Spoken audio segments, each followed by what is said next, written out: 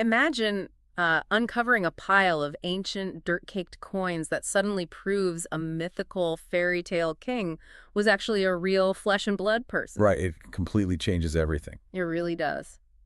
Welcome to this deep dive where we are opening a transcontinental cold case hidden inside a stack of Syriac manuscripts and ancient hagiography. And, for those of you not hanging around ancient theology departments, hagiography is basically the writing of the lives of saints. Yeah, it's a fascinating genre. It blends historical memory with, well, heavy religious public relations. Exactly. And we're using these specific texts to track a legendary ancient connection between the Middle East and the Indian subcontinent. A connection supposedly forged by the Apostle Thomas.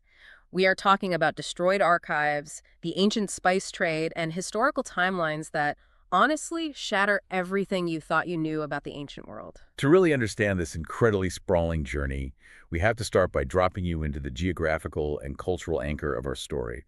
So we're going to the ancient city of Edessa. Which, if you're looking at a modern map, is Şanlıurfa in southeastern Turkey. Right. But in late antiquity, Edessa sat right at the crossroads of the Euphrates and the Tigris rivers. It was the absolute intellectual crucible for Syriac-speaking Christianity. And what makes Edessa so vital is the specific cultural blender it represented. You have a city founded as a Hellenistic settlement by the Macedonians way back in 303 BC. But then it evolves into the kingdom of Osroene. Yeah, so you get this incredibly rich synthesis of Greek philosophical thought colliding with ancient Mesopotamian traditions. And the local Edessene dialect of Aramaic eventually became standardized into what we know as Syriac. But what really put them on the map, what gave them their self-proclaimed apostolic prestige, was a foundational legend involving their king, Abgar-Vith. Oh, this is such a great story. It is. According to the archives of Edessa, which were later recorded by the historian Eusebius, King Abgar actually corresponded with Jesus of Nazareth, like via letter. Yeah. This alleged correspondence established a direct line of authority from Christ to the Syriac-speaking world. It gave Edessa a unique trump card in the ancient world. I mean, you can't really beat a letter from Jesus. You really can't. And within this framework, the Apostle Thomas wasn't just seen as one of the 12 disciples. In the Syriac tradition, he was considered the twin of the Messiah. Okay, let's unpack this, because calling someone the twin of the Messiah is like a profound theological flex. That's a great way to put it. It implies an intimacy and a mirrored authority that goes way beyond just being a follower. It does. They viewed Thomas as a spiritual mirror of Christ, someone who physically and spiritually resembled the divine. And that brings us to the core document we need to examine. The Acts of Thomas. Right, a 3rd century text from the Edessene Circle. This is where the narrative kicks off, and it starts with a scene that feels almost like a divine draft lottery. Yeah, the text says the apostles are gathered in Jerusalem casting lots to divide up the world for their missionary work. Thomas draws India. And his reaction is basically, absolutely not. He's like, no way, I'm not going. He claims he's a Hebrew, he doesn't have the physical strength for the journey, and he certainly doesn't speak the language. It's just such a human moment of panic. The reluctance makes total sense given the sheer scale of the known world at the time. But the text resolves his panic in a way that is profoundly jarring to modern ears. Oh, it's wild. Jesus actually appears to Thomas in the guise of a slave owner. Right, and he literally sells his own twin to a merchant named Ebans. A merchant who happens to be shopping for a skilled carpenter on behalf of the Indo-Parthian king Gondophares. I mean, it's the ultimate divine undercover boss scenario. It really is. Your boss doesn't just reassign you. He sells you into servitude to make sure you take the overseas posting to build a royal palace. It's a striking narrative mechanism just to get Thomas on a boat. And on that journey east, the Acts of Thomas reveals its true motives. En route, Thomas stops at a city called Andrapolis. Which scholars believe is likely the ancient port of Cranganore in South India, right? Exactly. And while there, he converts a newlywed royal couple. But he doesn't just convert them to a new belief system, he converts them to celibacy. Right, on their wedding night. Yeah. He basically crashes the royal wedding to tell them to never consummate the marriage. This establishes the core theme of the text, which is encratic or ascetic theology. And we need to explain why this was so popular back then. Please do. In the early Mesopotamian church, the physical, material world was often viewed with deep suspicion.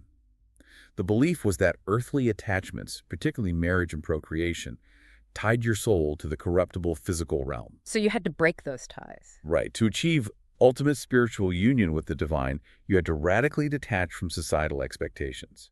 Every miracle and conversion in the Acts serves to demonstrate this tension. The tension between radical spiritual devotion and the social expectations of ancient royal courts.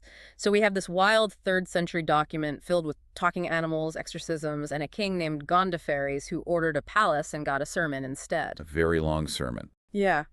And for centuries, Western historians looked at the Acts of Thomas and assumed King Gondophares was just a fictional character made up for a morality play. But then, the dirt proved them wrong. The archaeology is incredible here. I was digging into the 19th century excavation notes, and the mechanism of this discovery is wild.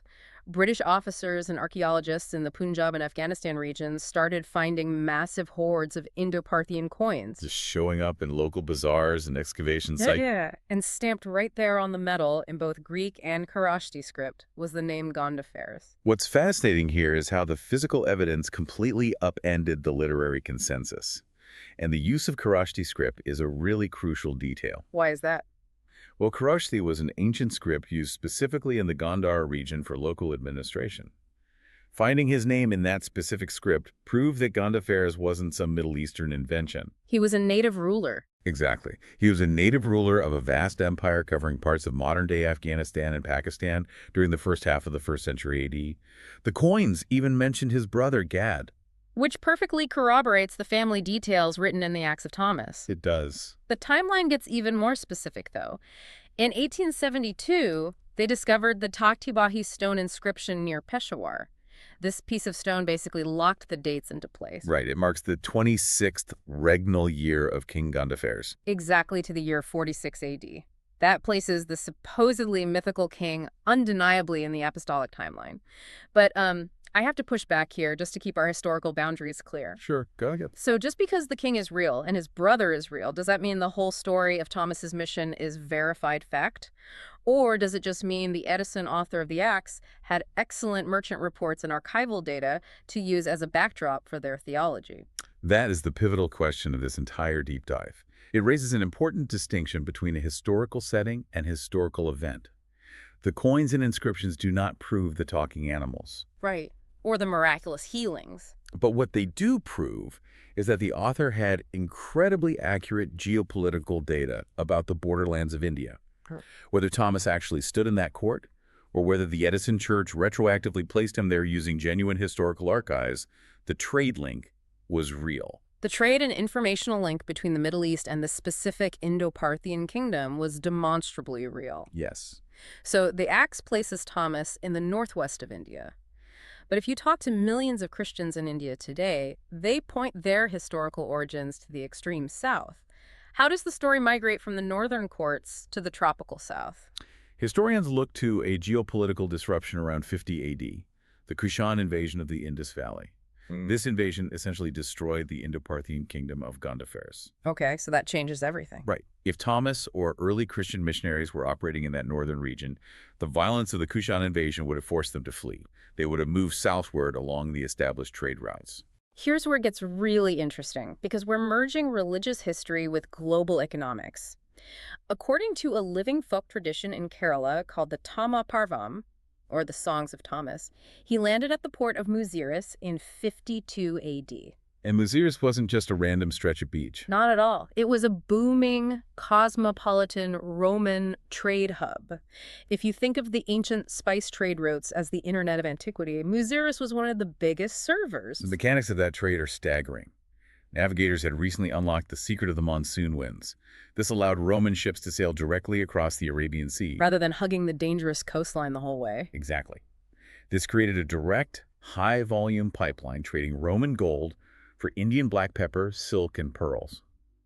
And archaeologists have actually found massive hoards of Roman coins buried across Kerala, proving a sheer volume of this commerce. And the trade networks carried revolutionary ideas and theology right alongside the black pepper. They absolutely did. According to the South Indian tradition, Thomas utilized these existing networks. He first preached to the Jewish diaspora communities that were already settled in the port, which makes historical sense, as merchants often settled in trading enclaves. Right, and then he moved on to convert high-caste Hindu families. Tradition says he founded the 7.5 churches, the Arapathika. These specific sites became the nuclei for the Syrian Christians. The community we know today as the Nasranis. Yes. Their oral traditions meticulously track his movements through these spice trading centers, all the way to the eastern Coromandel coast. But the story inevitably ends in martyrdom. Yeah, the tradition states that Thomas was martyred at Mylapore, which is modern-day Chennai. He was pierced by spears upon a mountain under the orders of a local ruler named King Mazdai. But his legacy didn't just stay in the south. There's a beautiful literary connection that bridges Edessa in South India, found right inside the Acts of Thomas. Oh, the Hymn of the Pearl. Yes, the Hymn of the Pearl, or sometimes called the Hymn of the Soul. It's an allegory likely inserted into the Acts, but its theological resonance is profound. What's the story there? It tells the story of a prince from the east who is sent on a dangerous journey to Egypt to retrieve a pearl guarded by a slumbering serpent. A classic quest. Right. But the prince forgets his mission, falls asleep, and has to be awoken by a letter from his father before finally securing the pearl and returning home in glory. It's such a classic hero's journey. But I want you, the listener, to think about how this applies to your own life or career. You often travel far away, take a challenging job, or move to a new city to achieve something tangible. Like a literal pearl. Yeah, but the real pearl you end up retrieving is a new understanding of yourself. The ancient audiences read this the same way. If we connect this to the bigger picture, it beautifully mirrors Thomas's own journey. You have a royal center from Mesopotamia venturing into a distant land. A land historically famous for its actual pearl trade. Exactly. Yeah. But in the allegory, the pearls the prince is retrieving represent human souls trapped in the material world. The prince's return to his father's kingdom with the pearl perfectly encapsulates the Edison theme of returning to apostolic roots. Which is an amazing segue, because Thomas died in India, but his story in the Middle East was far from over. He essentially makes a return trip. A physical return trip. Yeah.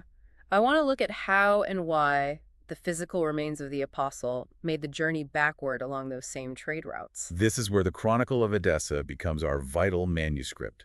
It records that in the year 394 AD, the bones of St. Thomas were translated. Meaning officially moved. Right. Moved from India to a great church in Edessa by a merchant named Cabin. Once again, the physical infrastructure of the trade routes facilitates the religious movement. That is wild. St. Ephrem the Syrian, a brilliant poet and theologian, wrote incredibly triumphant hymns celebrating the arrival of the bones. He framed the relics not just as a memorial, but as a literal protective shield for the city of Edessa. So, what does this all mean in the broader political landscape? Why the intense celebration over importing bones? It was a huge deal. It sounds exactly like modern city politics. Think of a mid-sized city today fighting tooth and nail to host the Olympics, or offering billions in tax incentives to convince a tech giant to build their new headquarters there. It brings instant, undeniable status. That is the perfect analogy. Edessa was doing the same thing. They were fighting for relevance against the major power centers of the Roman Empire, like Rome and Antioch. Because Rome claimed its supreme authority because it held the remains of Peter and Paul. Exactly. By successfully claiming the body of the twin of Christ, Edessa was launching a massive geopolitical PR campaign. They were declaring, "We possess the greatest pearl of India. We are the true apostolic center of the East." They imported a sacred asset to put themselves on the imperial map. And the historical records show it worked. It really did. By 441 AD, a Roman military commander named Anatolius actually donated a massive silver reliquary to encase the bones. That is high-level Roman patronage recognizing Edessa's cultivated importance. The shrine remained the centerpiece of Edessan devotion for centuries. But this brings us to a darker chapter. To bring this deep dive full circle, we have to look at how we know all of this today. And how terrifyingly close we came to losing this transcontinental history entirely. We're talking about the forensic tragedy of the Synod of Diamper. In the year 1599, the Portuguese arrived in India with a colonial and inquisitorial mindset. Archbishop Elipso de Menezes convened the Synod of Diamper, and he ordered the systematic collection and burning of native Syriac books in India. Menezes suspected the local Christians of harboring what the Catholic Church called Nestorian errors. Which was a major theological dispute. Yes. To put it simply, Nestorianism was a theological debate originating in the 5th century over how to define the nature of Christ, specifically whether his human and divine natures were distinctly separate or unified. And the 16th century Catholic Church considered the Eastern interpretations heretical. Right. Because the Indian Christians used texts originating from Mesopotamia, the Portuguese viewed their entire library as intellectually dangerous. It's just a horrific act of cultural erasure. They burned historical chronicles, theological treatises, and local Indian versions of the Acts of Thomas. Texts that might have contained specific topographic details of the ancient world that we've now lost forever. It is heartbreaking for historians. Because of this purge, the surviving manuscripts are incredibly rare. I was looking at the history of Vatican Syriac 22, which is the oldest known Syriac manuscript from India, copied in 1301 AD in Cranganore, The only reason it exists today is because it was physically smuggled away to Europe. or desperately hidden by local priests while the fires were burning. This forensic hunt shows just how fragile written history is when colonizers control the archives. When paper and parchment are systematically destroyed, historians are forced to look for something harder. Which is why the archaeological hard drives of South India are so crucial. Since the books were gone, scholars had to read the stones and the metals. I was fascinated by the discovery of the Persian crosses. Oh, those are incredible. Archaeologists found these 7th century granite bas-relief crosses in places like St. Thomas Mount in Chennai. What blew my mind is that they feature inscriptions in Pahlavi, which is Middle Persian. Yeah. Why are we finding Middle Persian script carved into granite in South India? It stands as physical, unburnable proof of the migration and ongoing connection between the Middle East and the Indian Church, centuries before the Portuguese ever arrived. That is amazing. The Persian script shows that the trade routes were continuously bringing Middle Eastern Christians into the Indian ecosystem. And then you have the copper plate grants from the 9th century, like the Teresapalli and Quailon copper plates. These are royal documents recording privileges given by local Indian kings to Christian merchants. These plates are incredible because they show the mechanics of social integration. Right. These Syriac Christians weren't just a marginalized religious sect. They were highly respected, integral parts of the Indian social fabric. The local rulers literally appointed them as the official guardians of weights and measures in the major trade ports. They became the bedrock of economic trust in the region. The kings trusted them to oversee the fairness of the spice trade, which was, the lifeblood of the local economy. It is an expansive journey we've tracked today. We started in the linguistic crucible of Edessa with a legend of a king writing to Jesus. And we followed a reluctant apostle, the twin of the Messiah, into the historically verified courts of King Gondophares. A reality proven by coins pulled from the Afghan dirt.